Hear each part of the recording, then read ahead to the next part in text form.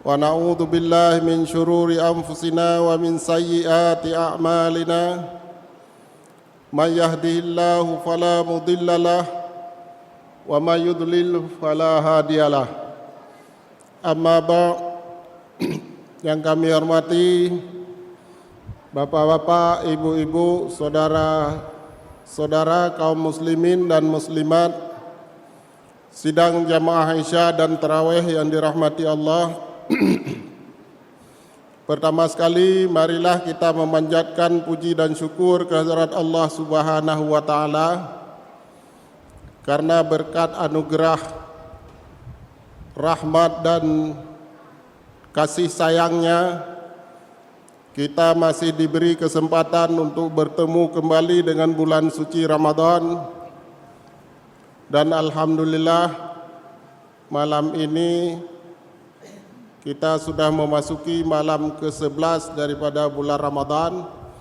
Artinya kita sudah memasuki fase kedua daripada bulan suci Ramadan, yaitu memasuki hari-hari atau malam-malam maghfirah. Selanjutnya, selawat dan salam mari sama-sama kita sampaikan kepada junjungan kita Nabi Muhammad sallallahu alaihi wasallam yang telah membawa ajaran Islam kepada umat manusia di seluruh dunia ini. Kaum muslimin dan muslimat sidang jamaah Isya dan tarawih yang dirahmati Allah, sebuah hasil penelitian menemukan bahwa kesuksesan seseorang, keberhasilan seseorang itu kontribusi dari IQ seseorang hanya 20%. Kontribusi dari kecerdasan intellectual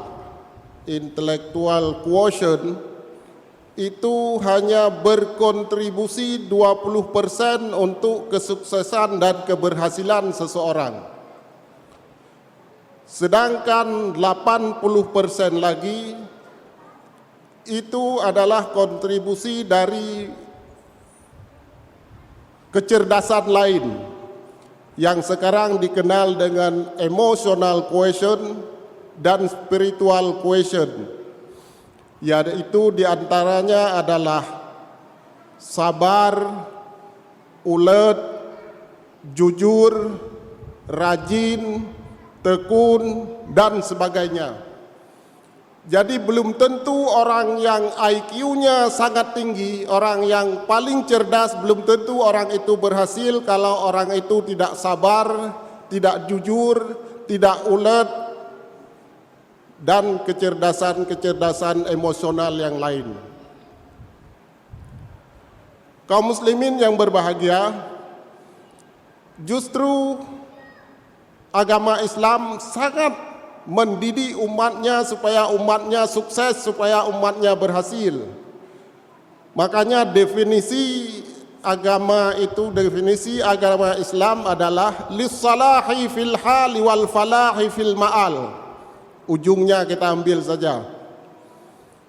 Sebenarnya lengkapnya wad'un ilahiyyun sa'iqun lidawil uquli bihtiyarihim iyyahu lis-salahi fil hali wal falahi fil ma'al. Jadi ajaran Islam adalah untuk keberhasilan, untuk kebahagiaan dunia dan akhirat. Makanya semua ajaran Islam, apakah itu berupa perintah, apakah itu larangan, apakah itu ibadat, apakah sesuatu yang diharamkan, itu ada di dalamnya mengandung, selain rasa syukur kita kepada Allah Subhanahu wa taala, adalah mengandung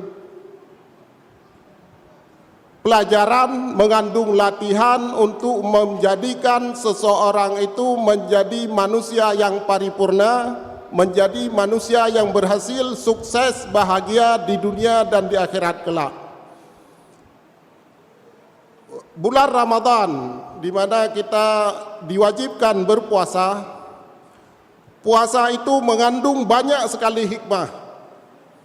Saya hendak menyampaikan hikmah-hikmah yang lain yang misalnya mangqama ramadhana imana wa ihtisaban ghufira lahu ma taqaddama min dzambih dan lain-lain hadis.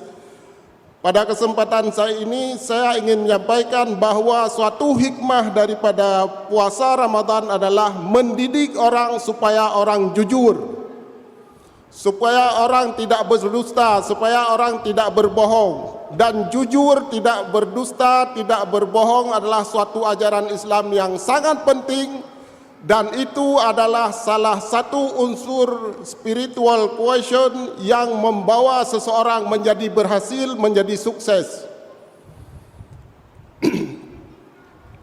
Pernah masa Rasulullah, seorang bertemu dengan Rasulullah.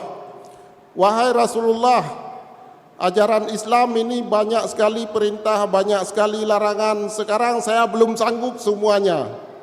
Coba ya Rasulullah, ajarkan kepada saya satu saja dulu untuk saya amalkan. Karena saya merasa ini setelah itu secara bertahap saya akan mengamalkan yang lain-lain. Maka Rasulullah mengatakan, kamu harus mengamalkan, kamu harus selalu berlaku jujur, jangan sekalipun berbohong, jangan sekalipun yang diminta oleh Rasulullah sallallahu alaihi wasallam. Maka orang itu pulang dan berusaha untuk mengamalkan kejujuran itu, berusaha untuk tidak berbohong sedikit pun. Dan ketika tiba waktu salat, ini bagaimana? Kalau saya hendak salat, nanti Rasulullah menanyakan kepada saya, apa kamu saya sudah salat? Kalau saya katakan saya sudah salat, saya sudah berbohong.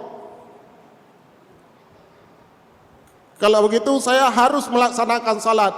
Demikian juga perbuatan-perbuatan yang lainnya. Dengan satu anjuran yang disampaikan oleh Rasulullah, itu menyebabkan orang itu menjadi orang taat, orang itu yang melaksanakan semua perintah agama dan meninggalkan semua larangannya. Maka kata Rasulullah sallallahu alaihi wasallam dalam sebuah hadis, al-kizbu la ummati. Orang yang pembohong, orang yang berdusta, orang yang tidak jujur itu bukan umat saya, kata Nabi sallallahu alaihi wasallam. Dan banyak sekali hadis-hadis yang mencela orang yang tidak mau berlaku jujur, yang mencela orang yang berbohong. Misalnya dalam sebuah hadis Rasulullah bersabda, ayatul munafiqi thalathun, iza hadatsa kadzaba, wa iza wa'ada akhlafa, wa iza tumina khana. Tanda-tanda orang munafik ada 3. Iza hadatsa kadzaba, apabila menceritakan sesuatu, mengabarkan sesuatu, dia dusta, dia menyampaikan berita bohong. Wa iza wa'ada akhlafa, dan apabila ia berjanji, dia menyalahi janji. Seakan-akan itu satu saja ya, dari tanda orang munafik, seakan-akan satu saja yang menjelaskan kebohongan, tidak boleh berbohong, harus jujur. Sebenarnya tiga-tiganya itu menyangkut soal kejujuran, soal larangan berbuat bohong.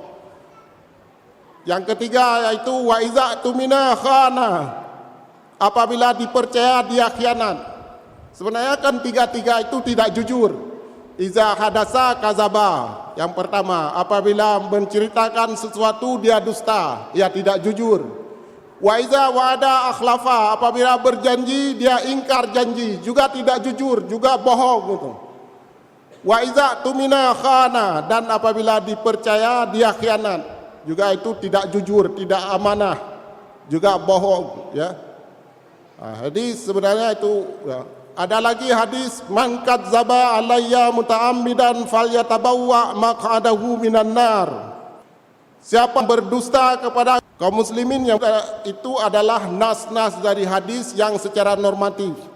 Sekarang mari kita lihat dalam kehidupan kita sehari-hari, apa ruginya kalau kita bohong, kalau kita dusta, dan apa untungnya kalau kita jujur. Mungkin ada hadis maja dalam bahasa Aceh, yang tepat mupalit, yang sulit li. Itu sebenarnya tidak benar itu. Itu dosa besar mempopulerkan yang itu. Sebenarnya itu adalah salah besar. Yang benar adalah yang jujur, yang beruntung, yang dusta, yang bohong, melanggar ajaran Islam, dan itu akan dicampakkan ke dalam api neraka. Kaum muslimin yang berbahagia, dalam kehidupan kita sehari-hari, akibat dusta, akibat tidak jujur, banyak sekali kita mendapatkan kerugian, banyak sekali nilai tambah yang hilang dari kita. Banyak contoh, misalnya ada orang beli labi-labi ya, ada orang yang punya modal beli labi-labi, suruh bawa sama orang lain. Karena ada ketidakjujuran di situ, yang membawa labi-labi tidak jujur, akhirnya pemilik modal rugi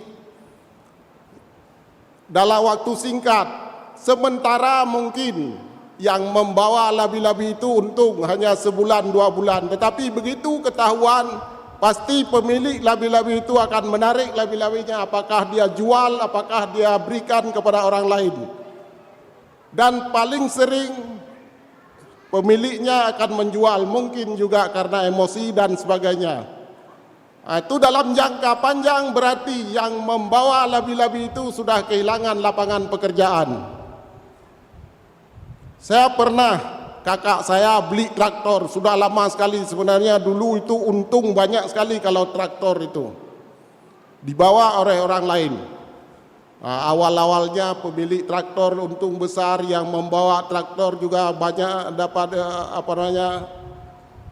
lapangan pekerjaan, dapat uang dan sebagainya. Tapi karena ada ketidakjujuran di situ, ternyata setelah berapa bulan dia berbuat tidak jujur, membuat curang, tidak menyetor, tidak melapor seperti apa adanya.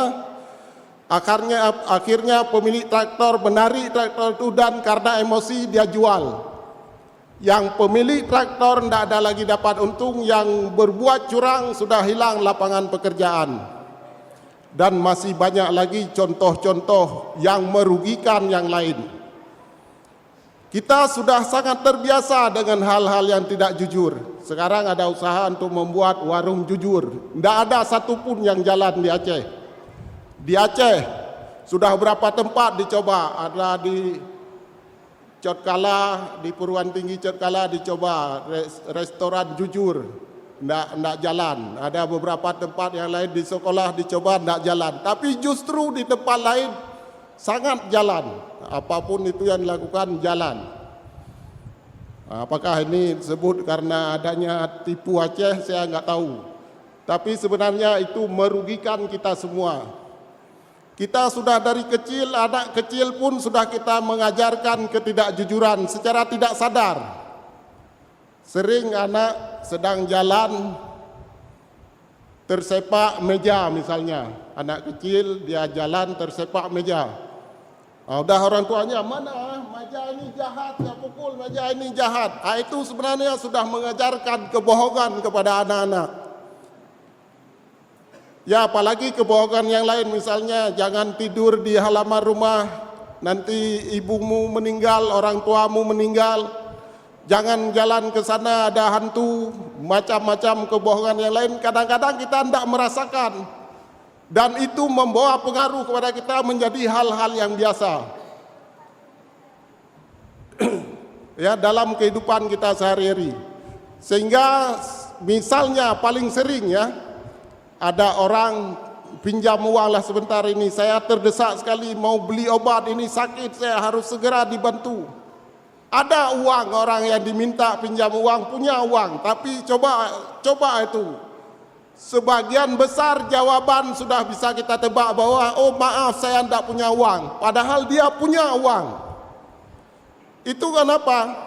Ya yang punya uang itu sudah tidak jujur, dan dia tahu yang minta pinjam uang pun tidak jujur. Sering tidak membayar tepat waktu, berlama-lama dan sebagainya. Seharusnya ya Banyak sekali nilai tambah yang kita bisa peroleh dengan kejujuran, keterbukaan yang seperti itu. Saya malah pernah mendapatkan ada anak, karena orang tua terhadap anak sama-sama tidak jujur, anak minta uang untuk keperluan sekolah. Mungkin orang tuanya merasa, orang tuanya ya dulu orang kan rata-rata kita kalau generasi saya ini rata-rata hidup susah semua, hidup menderita. Jadi supaya menginginkan anaknya juga berhemat, tidak royal, demikian juga terhadap istrinya supaya berhemat, tidak royal, sering mengatakan tidak punya uang. Sehingga anak yang segan kepada orang tuanya kadang-kadang ada keperluan yang mendesak untuk sekolah, apakah beli buku atau ada kepentingan yang lain, dia tidak berani minta karena katanya orang tuanya tidak ada uang, akhirnya dia sampai tidak bersekolah.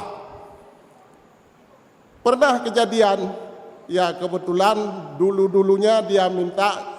Kalau sama ayahnya tidak berani minta, dia menyampaikan kepada ibunya. Tapi ketika ibunya sudah meninggal dan ayahnya kawin lain dengan ibu tirinya, dia tidak berani lagi minta kepada ayahnya karena selalu bilang nggak ada uang. Akhirnya anak itu tidak lagi melanjutkan sekolah, tidak bersekolah lagi. Padahal anak itu sangat pintar, sangat cerdas. Dan orang tuanya, ayahnya itu sangat menyesali hal yang demikian. Karena ketidakterbukaan, dan anak juga sering tidak jujur, anak sendiri sering tidak jujur. Kadang-kadang dia punya uang, dia bilang tidak punya uang. Kadang-kadang dia minta untuk ini. Ini karena kita dari awal tidak kita biasakan bagaimana supaya kita saling terbuka satu sama lain dan saling percaya satu sama lain supaya kita bisa kita meraih nilai tambah yang begitu banyak. Kaum muslimin yang berbahagia, coba pikir, banyak sekali sekarang orang-orang yang punya uang.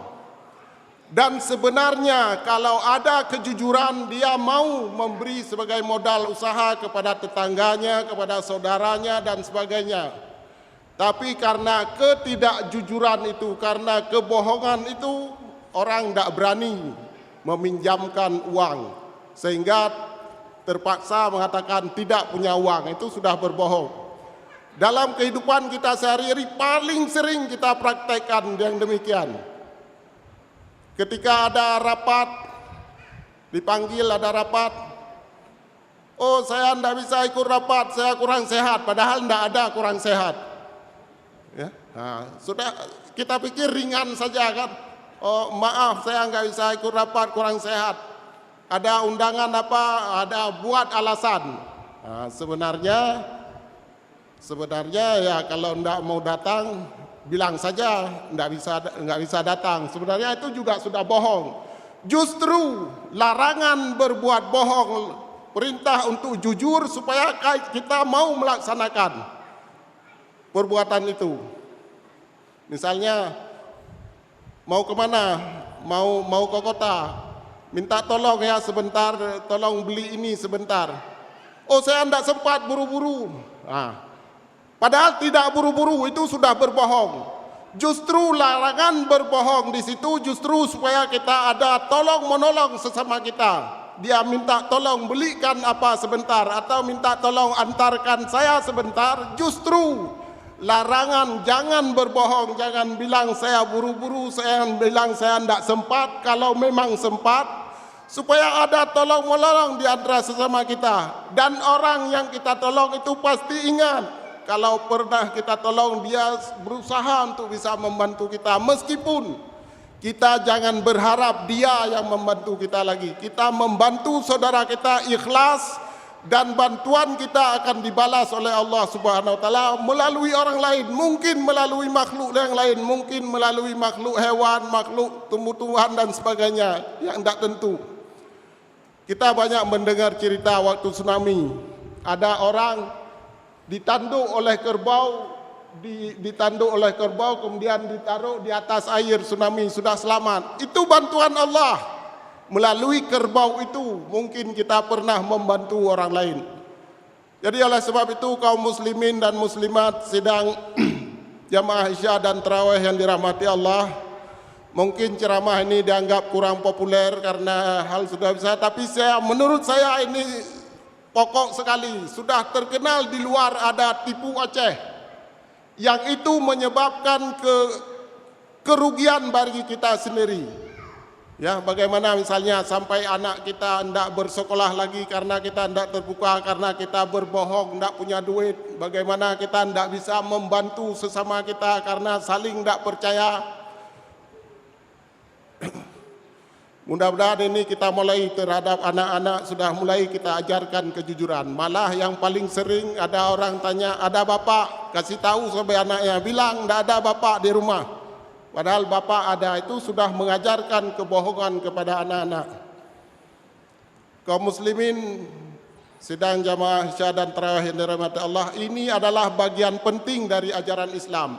Sesungguhnya kebohongan itu adalah induk daripada kejahatan, akar kejahatan. Jadi kejahatan yang paling besar adalah kebohongan, induknya kebohongan itu. Mudah-mudahan ada manfaatnya. Lebih dan kurang saya mohon maaf. Saya akhiri wabillahi taufiq wal hidayah. Wassalamualaikum warahmatullahi wabarakatuh.